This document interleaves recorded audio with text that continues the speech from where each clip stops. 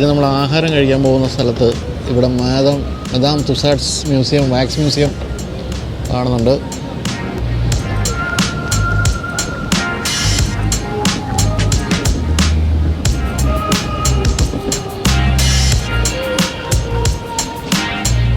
Seaside മാളിലേക്കാണ് പോകുന്നത്.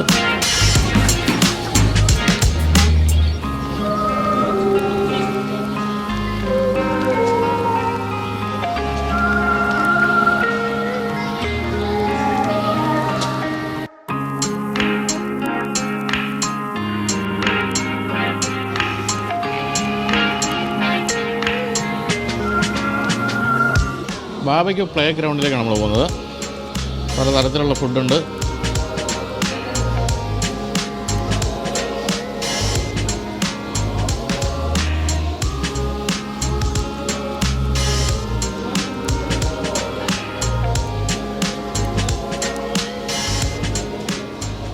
ഇതൊക്കെ ചൈനയിൽ നിന്ന് കൊണ്ടിരുന്ന പ്ലാസ്റ്റിക് കളിപ്പാട്ടങ്ങളാണ്. ഇവിടെ കിട്ടുന്ന ഫുഡൊക്കെയാണ്. വലിയ കൊഞ്ചൊക്കെ ഉണ്ട്. കൊഞ്ച് എന്തെങ്കിലും സ്റ്റൈലായിട്ട് ഇവിടെ നമ്മളൊരു ഇന്ത്യൻ റെസ്റ്റോറൻറ്റ് കാണുന്നു, ഖസാന. അതിലും ഭാഗ്യത്തിന് നമ്മൾ അങ്ങോട്ടല്ല പോകുന്നത്. നമ്മൾ പോകുന്നത് ജാപ്പനീസ് റെസ്റ്റോറൻറ്റിലേക്ക് തന്നെയാണ്.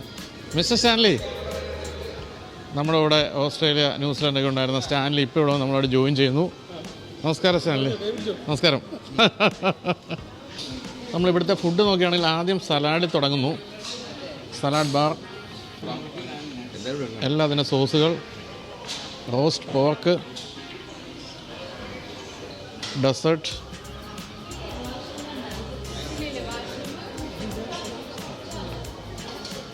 ജെല്ലികളൊക്കെയാണ്, പലതരം ജെല്ലികൾ, ഐസ്ക്രീം.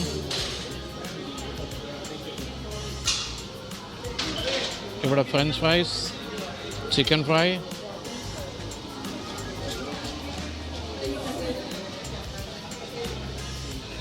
പലതരം നൂഡിലുകൾ,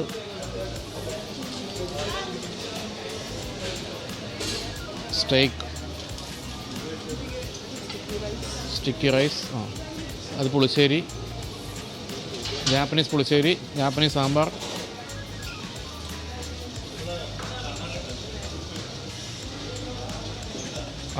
നല്ല രസീന സാധനമൊക്കെ ഇരിക്കുന്നുണ്ട് കേട്ടോ. വെണ്ടയ്ക്ക മുറിച്ചത്, ബ്രെഡ്, കോഫി എല്ലാം ഉണ്ട്. പിന്നെ നമുക്ക് അവിടെ ഇരിക്കാം. നമ്മളിപ്പോൾ കഴിച്ച ഹോട്ടലിൽ നിന്നുകൊണ്ട് വെളിയിലേക്ക് നോക്കുമ്പോൾ കാഴ്ചയാണിത്. മനോഹരമായ കാഴ്ച.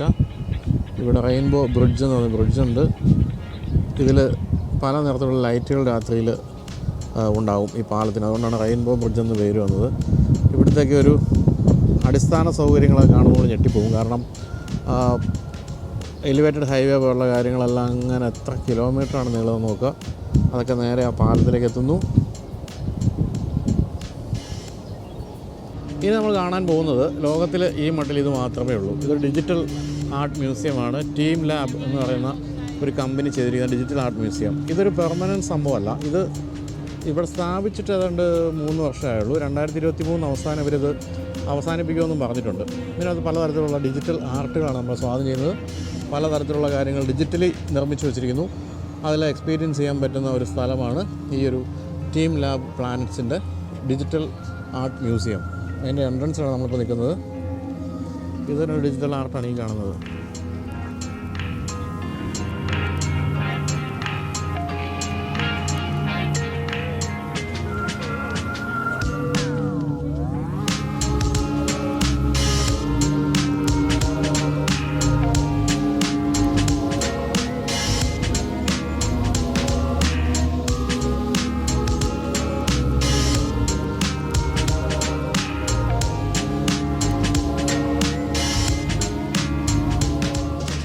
നമ്മൾ ഡിജിറ്റൽ ആർട്ട് മ്യൂസിയത്തിൽ കയറുമ്പോൾ നമുക്ക് തരുന്ന ടിക്കറ്റ് ഇതാണ്. ഇതിൻ്റെ ബാക്കിലൊരു ബാർകോഡുണ്ട്. ഇതാണ് നമ്മൾ കയറാൻ വേണ്ടി ഉപയോഗിക്കേണ്ട പാസ്വേഡ് അല്ലേ? മിസ്സസ് ചെയ്യാതെ നമ്മൾ കയറുന്ന എൻട്രൻസ് ആണ്. ഇവിടെയാണ് നമ്മുടെ ബാർകോഡ് സ്കാൻ ചെയ്യുന്നത്.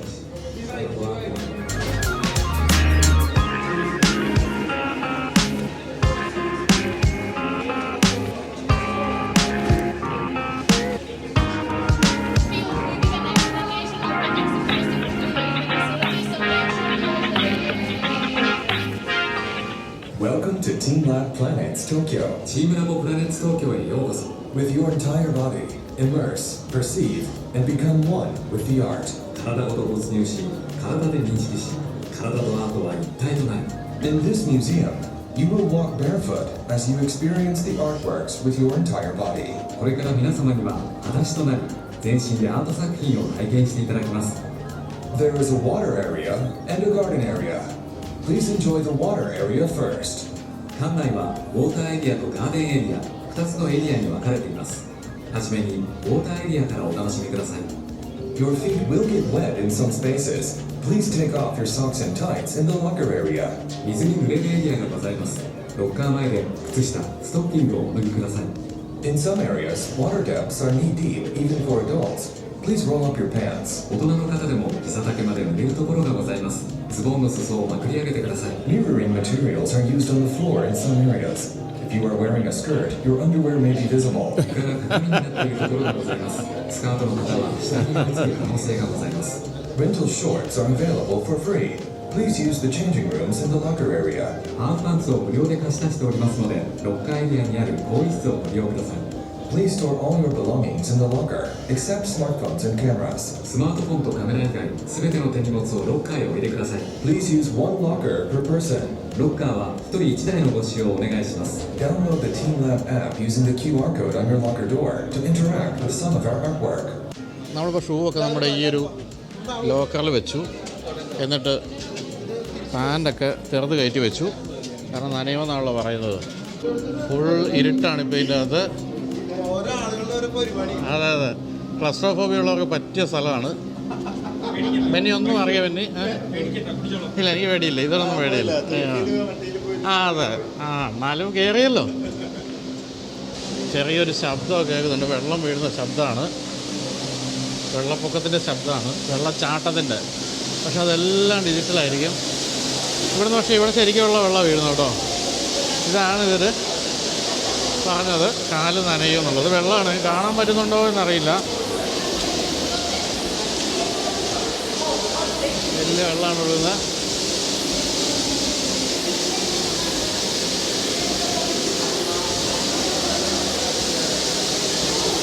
അപ്പോൾ നമ്മൾ ശരിക്കും ഈ വെള്ളം വീഴുന്നത് ആ കാണുന്ന വെള്ളച്ചാട്ടത്തിൽ നിന്നുണ്ട്.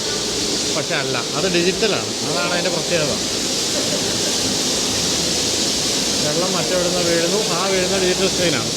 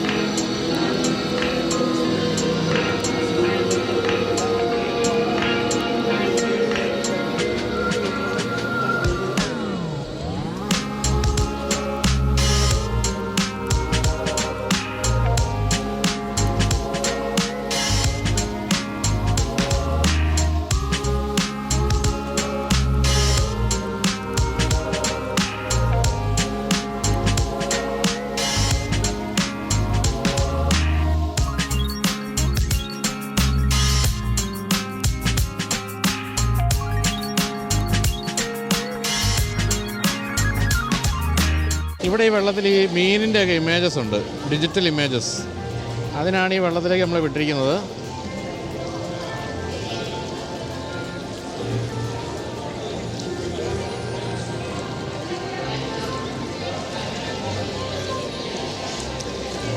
വലിയ വലിയ മീനുകളൊക്കെ പോകുന്നതായിട്ട് തോന്നുന്നു. പക്ഷേ അതെല്ലാം വെറും ഡിജിറ്റൽ ഇമേജസ് ആണ്, ഒറിജിനൽ മീനല്ല. കടലിലെ ചില ചെടികളൊക്കെ കാണുന്നു, പവിഴപ്പുറ്റുകൾ.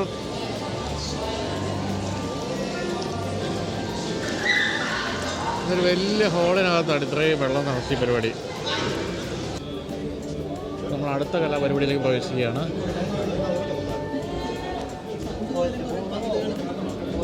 വലിയ ബോളുകളാണ് ഇതിൻ്റെ അകത്ത്.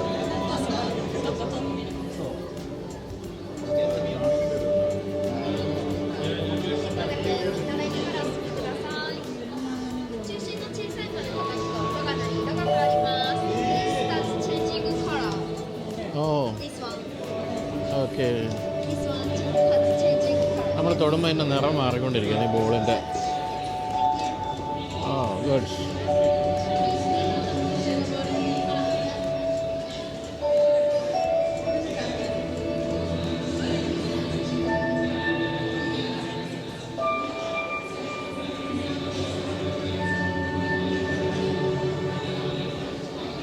കണ്ണാടിയും ലൈറ്റും ഇതുപോലുള്ള ഓരോ സാധനങ്ങളും വെച്ചുള്ളൊരു കളിയാണിത്.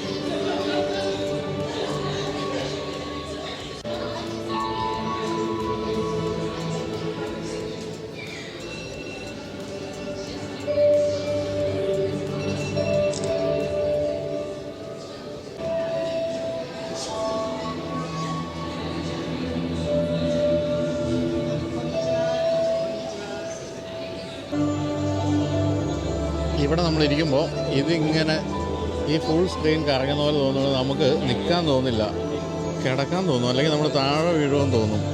നമ്മൾ നിൽക്കുന്ന പ്ലാറ്റ്ഫോം അനങ്ങുന്നില്ലെങ്കിലും ഈ ചുറ്റുമുള്ള ഈ ഒരു ഡിജിറ്റൽ സ്ക്രീൻ ഇങ്ങനെ അനങ്ങുമ്പോൾ നമുക്ക് തോന്നും ഇതിങ്ങനെ നമ്മൾ ഈ നിൽക്കുന്ന പ്ലാറ്റ്ഫോം അനങ്ങുന്നുള്ളൂ. ഇതൊന്നും ഞാൻ ഈ ക്യാമറ കാണിച്ചാൽ മനസ്സിലാവാൻ തോന്നില്ല, അതൊക്കെ നേരിട്ട് അനുഭവിച്ചാലേ മനസ്സിലാവുള്ളൂ കേട്ടോ.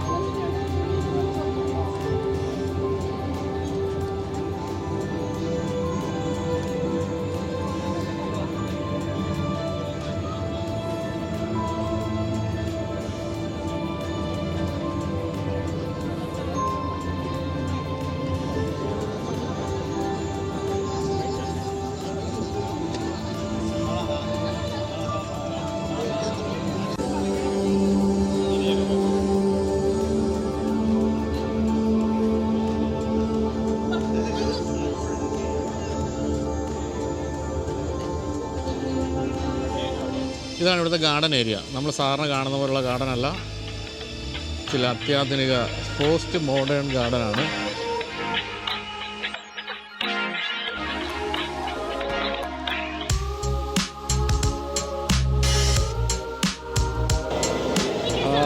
ഇത് ഗംഭീരമായിട്ടുണ്ട്. ഒരു ഹാങ്ങിങ് ഗാർഡൻ പോലെ തോന്നിക്കുന്ന ഒരു ഗാർഡൻ, ഒരു ഒപ്റ്റിക്കൽ ഇല്യൂഷനാണിത്.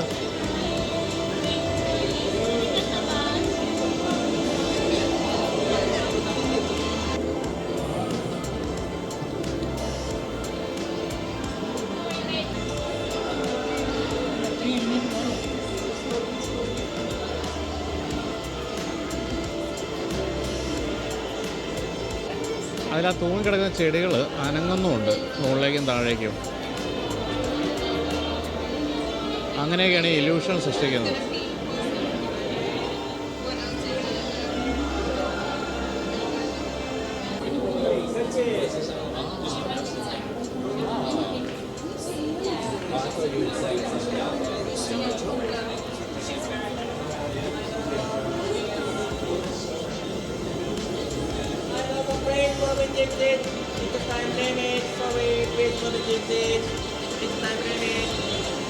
ടൈം ലിമിറ്റ്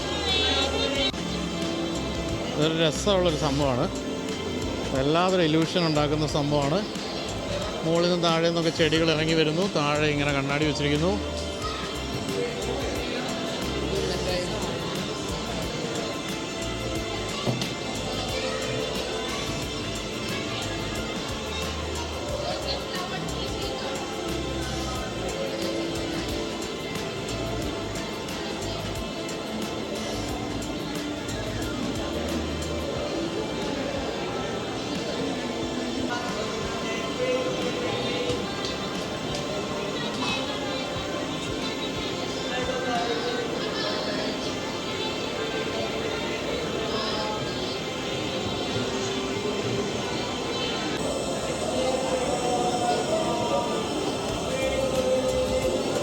നമ്മുടെ ലണ്ടൻ ടാക്സി ഓർമ്മിക്കുന്ന ഒരു വാഹനം ഇവിടെ ജപ്പാൻ എല്ലായിടത്തും കാണാം. ഇത് ഏത് കമ്പനിയുടെ ആണെന്ന് ചോദിച്ചാൽ ടൊയോട്ടയുടെയാണ്. ലണ്ടൻ ടാക്സിയുടെ ഒരു അതേ സാമ്യമുള്ള രീതിയിൽ നിർമ്മിച്ചു എന്ന് മാത്രമല്ല, ഇതിനെ ടോക്കിയോ ടാക്സി എന്നാണ് ഇവർ പേര് വിട്ടിരിക്കുന്നത്. ജപ്പാൻ ടാക്സി എന്നാണ് പേര്.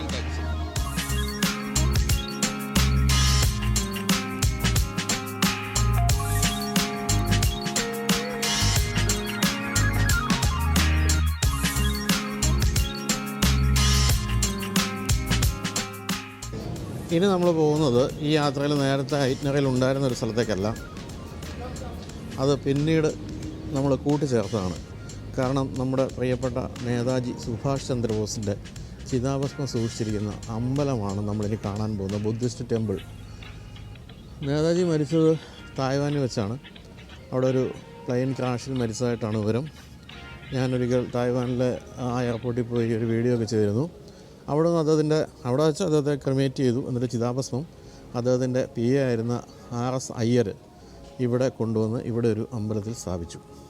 ആ അമ്പലമാണിപ്പോൾ ഈ ജപ്പാനിൽ ടോക്കിയോയിലെ ഒരു നഗരത്തിൻ്റെ ഒരു മൂലയിലുള്ള ഒരു സ്ഥലത്തുള്ളത്. അതാണ് നമ്മളിപ്പോൾ കാണാൻ പോകുന്നത്. ഈ ചിതാഭസ്മം തിരിച്ച് ഇന്ത്യയിലേക്ക് കൊണ്ടുവന്ന് DNA ടെസ്റ്റ് നടത്തി അദ്ദേഹത്തിൻ്റെ ആണെന്ന് തെളിയിക്കാൻ അദ്ദേഹത്തിൻ്റെ മകൾ പറയാൻ ശ്രമിച്ചെങ്കിലും നമ്മുടെ ഒരു ഗവൺമെൻറ്റുകളും അതിന് സമ്മതിച്ചിട്ടില്ല. കുറച്ച് ദുരൂഹതയൊക്കെയുണ്ട്. നേതാജി മരിച്ചിട്ടില്ല എന്ന് പോലും വിശ്വസിക്കുന്നവരുമുണ്ട്.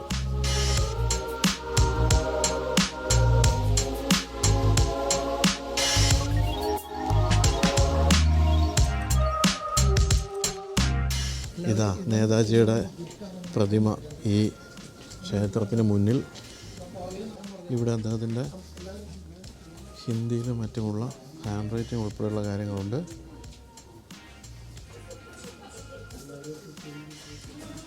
ജവഹർലാൽ നെഹ്റു, രാജേന്ദ്ര പ്രസാദ്, ഇന്ദിരാഗാന്ധി അവരൊക്കെ ഇവിടെ സന്ദർശിച്ച കാര്യങ്ങളാണെന്ന് തോന്നുന്നു.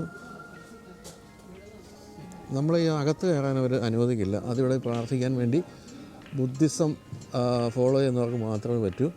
അതുകൊണ്ട് തന്നെ അതുപോലെ ചിതാഭസ്മം അകത്ത് സൂക്ഷിച്ചിരിക്കുന്നത് നമുക്ക് കാണാൻ പറ്റില്ല. ഇതാണ് ആ ക്ഷേത്രം. ഇവിടെ വരുമ്പോൾ എൻ്റെ ഒരു യാത്ര പൂർണ്ണമാവുകയാണ്. ഞാൻ അദ്ദേഹം മരിച്ചെന്ന് വിശ്വസിക്കപ്പെടുന്ന തായ്വാനിൽ ആ എയർപോർട്ടിലും പോയി ഇപ്പോൾ ഇത് ചിതാഭസ്മം സൂക്ഷിച്ചിരിക്കുന്ന ടെമ്പിളിലും വന്നിരിക്കുന്നു. Excuse me, order two.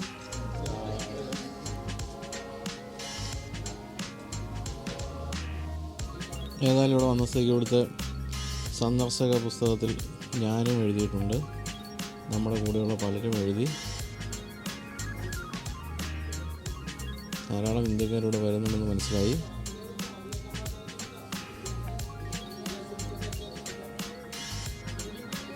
ഇന്ത്യയുടെ മഹാനായ ആ നേതാവിൻ്റെ അന്ത്യവിശ്രമ സ്ഥലമാണിത്. നമ്മുടെ ആളുകളെല്ലാവരും കൂടി ഇരുന്ന് ഫോട്ടോ എടുക്കുന്നു.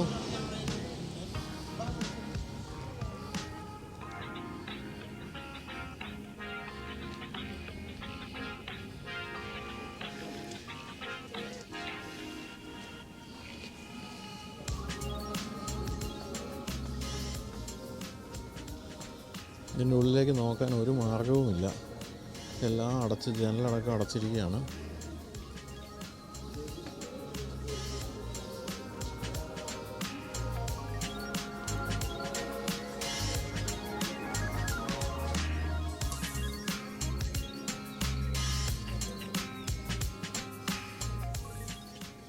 ഡ്രാഗൺ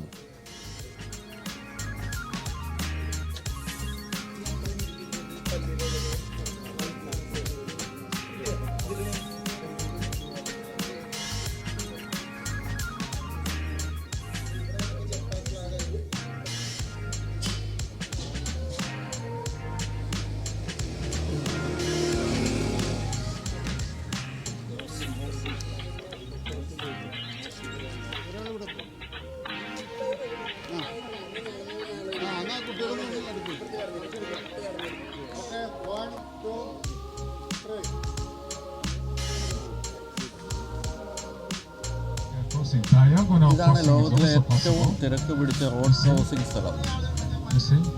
ഈ നിൽക്കുന്ന ആൾക്കാരെല്ലാം റോഡ് ക്രോസ് ചെയ്യാനാണ്. അത് ഗിന്നസ് ബുക്കിലുള്ള സ്ഥലമാണ്. ഇതൊരു റെയിൽവേ സ്റ്റേഷനിൽ നിന്ന് ആൾക്കാർ ഇറങ്ങി വന്ന് നിൽക്കുന്നതാണ് ക്രോസ് ചെയ്യാൻ വേണ്ടി. ഒരു ട്രെയിൻ സ്റ്റേഷനിൽ